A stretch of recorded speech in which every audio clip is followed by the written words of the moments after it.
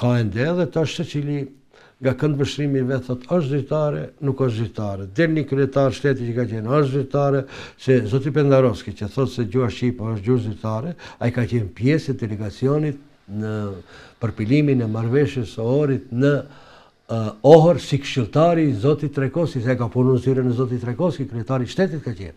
Zoti Trekoski. Ai ka qenë këshilltari politik i zotit Trekoski, edhe ai e din mirë, edhe si kryetar shteti që ka qenë, e din prej atëherë se gjuha shqipe është zyrtare.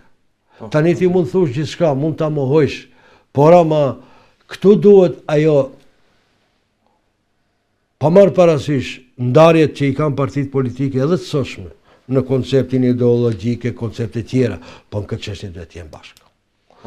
Bisedohet për një çështje që është miratu, që është pru, është çështja e gjuhës. Unë nuk them se ne duhet merremi vetëm me gjuhën, po gjuha është e drejtë që na takon. Ne i kemi harru duke na fut Maqedonët edhe në kohën tonë, edhe në kohën më vonë, duke na fut në çështjet flamuri, gjuha dhe ku e di unë e lam ekonominë dhe i lam shqiptarët të varfëruar, për shkak se gjithë ekonominë kryesore maqedone e morën Maqedonasit. Shqiptarëve na lanë pas një aksion në për ndërmarrjet të cilat janë ndërtuar me paret edhe të shqiptarëve.